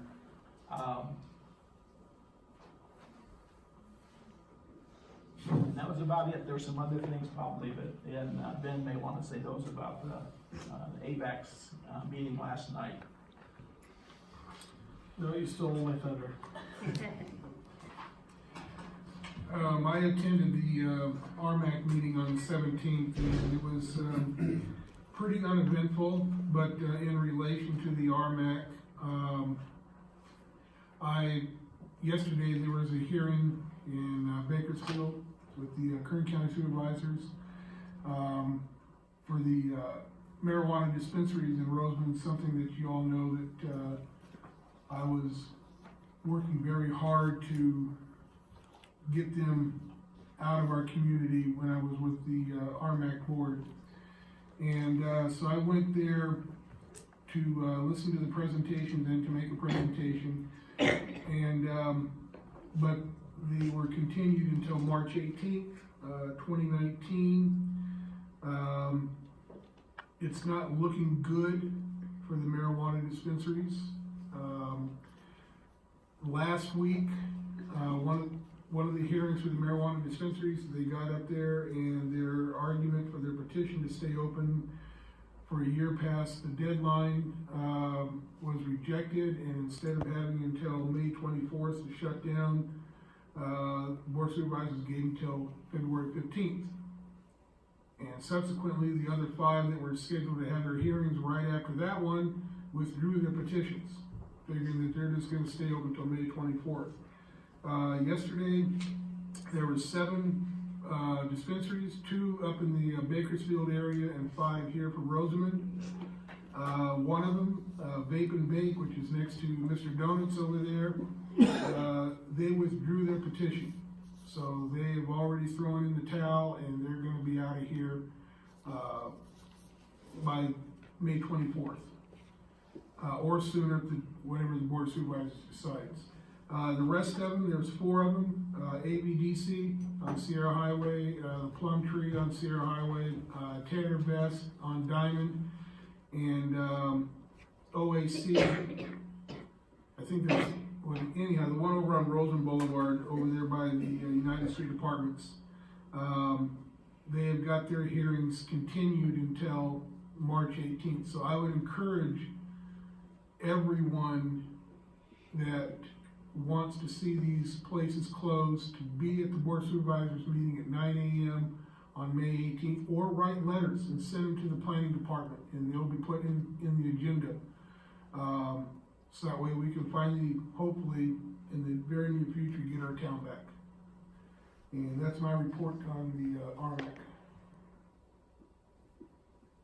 Rick, you got any comments or reports? No, I'm good, thank you. Okay, general counsel update? No. General manager update? Yes, Lizette's not here tonight. She's been ill, and she wanted me to tell everybody that the district on Wednesdays, starting March 6th, which is the first Wednesday we're going to post it, is not going to open at 8, but open up at 9 o'clock on that one day. Because with the staff that we have and the part-timers, it's hard to get everybody here for a staff meeting to get everybody up to date in training on new software. So that's, she says, is going to start on the 6th. Also, there's what's called an integrated regional water management plan out here in this basin that we've been part of over the years. We just got done doing the MOU here just recently. But I have to tell you that what they do is they're going to get money from Prop 1. This region. Every region gets a chunk of the money. So we're going to get a chunk of the money, but we're only going to be able to fund maybe 1, 2, or 3 projects. When you go to the meeting, there's like 29, 30. There was a lot more. So AVAC has a bunch of projects. City of Palmdale, City of Lancaster, Little Rock, Palmdale Water District, they all have ones. Recently, was it about 2 months ago we put it in? I think it was about 2 months. The wastewater treatment plant, we decided to put the whole plan together and put it in there to get some money to help fund the project. So the state on the Prop 1, they have 23 items they go through to check off to how they rate projects of whether they're going to go or not. So we actually found a few more that we could check off. We are now in this region for Irwin, we are the #1 project up to get Prop 1 money. This region will get Prop 1 money, and we're the #1 project. So we're asking for a quarter, well, a quarter of the total cost. It's about $3.2 million for the engineering costs, and then we're asking for that, but then the state wants to know, what's your lowest? And so we figured 1.5 million is what we were asking for. The 1.5 million covered the engineering costs. 1.5 Yeah, so we're asking for a quarter of the project, which would be about 3.2 million, but we'll settle for 1.5, which takes care of the engineering costs. And so the timetable is going. I can bring the timetable back to you once we have another IRWIT meeting, because they're having a new timetable. They go through all the process, the applications. They have a consultant that's doing everything. All we do is we gave our engineers, our grant writer from the engineers, gave them the information, so we're all on board. So that should be very successful. What was the response when they saw that of the over 20 projects, ours was one? So at the last IRWIT meeting, there were roughly 4 projects that met all the criteria for funding, and that Just means 4. yes, out of those 20 projects, there were 4 projects that met all of the necessary criteria. Has to be shovel ready, planning has to be ongoing, CEQA has to be underway or has to be completed within 6 months of the funding. So we were one of those 4 projects. As of last week, we had a phone call with the consultant for the IRWIMP, Brian Dietrich. So he graded our project the same way the state would grade the project, and that's where we came back with a score of roughly 21 out of 23 total points, putting us, as of that time, as one of the highest projects. One of the things that wasn't done, that when I went to the IRWIT meeting, the one before Brock, is that we have like the area, the economics of the area, all these things, being shovel ready, being through CEQA, all those, they didn't add the solar to it. So the solar, we said, no, we're gonna be running with solar too, so that bumped us up on the Prop 1 list. So that's good. We'll have more information for you as the time goes on. Was this meeting at the AVEC board office? Yes, the last meeting was at AVEC. The next meeting is March 6th in Palmdale. You really impressed some people, because I had some people where I work come and ask me, who's this Brock Smith? So. Thank you. And that's it. Any questions of our general manager? Thank you, Ron. Assistant General Manager update, John. Yeah, no update tonight. Director of Finance update, Brad. Just real quick, wrapping up the first half of the year, reconciliations and financial analysis. We're going to be putting together a report for the board for the first 6 months of the year, probably for the next board meeting. So if there's anything specific, this is something that we started to do for the last board. We were doing it quarterly, and as they got more comfortable with the numbers, became semi-annual and then annual and then not at all. So it's something we'd like to bring back to you so that you can get comfortable with where we stand, much to Mr. Webb's point of I didn't know about the tractor. That would be an opportunity to know about the tractor. So we're hoping to bring some more detailed financial analysis back to you on a more regular basis. But if there's something specific that you would like to have some information on to discuss in the next meeting, please let me know. There is one thing, and that goes back to you, Brock. You were saying something about a new vector unit. Correct. This would be the good time to start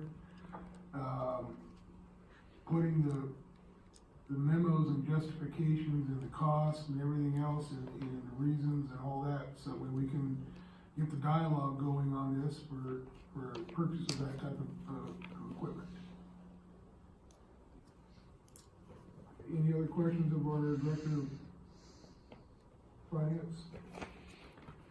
Okay, Director of Public Works update. I think we've covered most of the big projects with Kennedy Jinx here and what Ron's already mentioned, so I'll share some statistics of what's happened since the last board meeting. Public Works staff has removed graffiti at 8 separate locations throughout the town. We delivered 344 non-payment notices. Those will result in lock-offs tomorrow for anybody that has not paid their bill. We repaired 2 service line leaks and replaced 1 angle stop valve. Replaced 10 meters over off of Diamond Street. So these are some of the remaining meters from the change-out project that are sensitive areas. Public Works staff exercised 153 water main valves, cleaned 5,600 feet of sewer mains, and we completed the Well 9 rehab project, which was one of the capital improvement projects for the year. On your sewer mains, what is your grit load that you're pouring out of the where you're cleaning? Are you guys collecting grit? Yes. Downstream? So they are collecting the grit downstream. Grit is actually lower than expected. grease is higher than expected or higher than we would like to see, but that's anticipated in these higher maintenance areas where we were doing the cleaning. Are these grease, is it showing up more around restaurants or is it showing in residential areas? Multifamily residential and restaurants, those are the most common areas. So that's common for apartments and stuff. Yeah. I'm wondering, Ron, if it might be a good idea to maybe dust off some of the advisories and to send it out, you know, with our bills to just to tell the people the fog dangers in our system, and to kind of just give people a heads up, you know, don't dump that grease from the hamburger meat down the drain, you know, put it in a jar, you know, it just, a little bit helps, and because that concerns me when you talk about you're getting more grease than you are grit, and that's not good. This 5,600 feet that we cleaned is part of our higher maintenance areas, and so All the hot spots. the reason we're cleaning those is because we know these areas generate higher grease than other areas in town. Are you finding grease on the shelves, or not really? No, more lining the pipe, especially the colder time of year. We see it more lining the pipe, and then it breaks away as we're cleaning it. So the larger pieces we catch, some of the finer stuff will actually make it through the strainer basket, but the larger stuff is pulled out and disposed of. Is your staff using solid bottom basket, or are they? Yes. Are you guys, so just out of that 5,600 feet, how many yards of grease and grit did you pull out? Quarter yard, half a yard? Probably quarter to half, somewhere in that range. As far as the grit and rags that were removed, talking about a total of maybe 1 5-gallon bucket worth. We haul everything out in the trays of the vacuum truck in 5-gallon buckets. So and what is the line size on that 5,600 feet? Most of that is 8-inch lines. 8-inch? Some of that transitions into 10 and 12 because we continue cleaning downstream from these problem areas. And you have a rough idea of the, not so much your CFM, but your invert measurements. You guys running a quarter pipe, half pipe? Probably less than quarter pipe, leading away from this particular multifamily residential area. That's probably one of the worst. Half a yard out of an 8-inch pipe. That was 5,600. That was totaled. So Yeah, this is.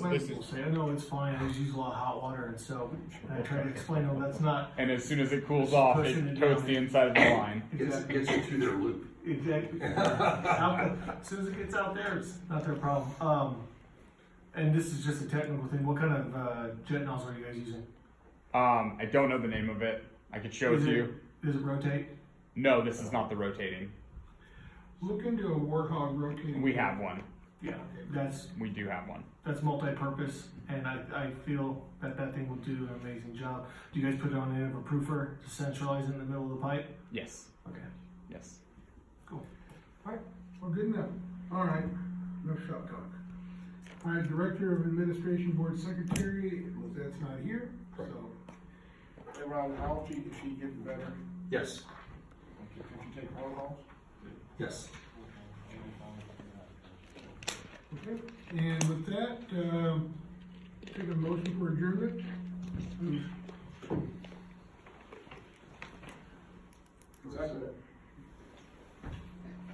Motion is made by Director Stewart, seconded by Director Webb. All in favor of adjournment?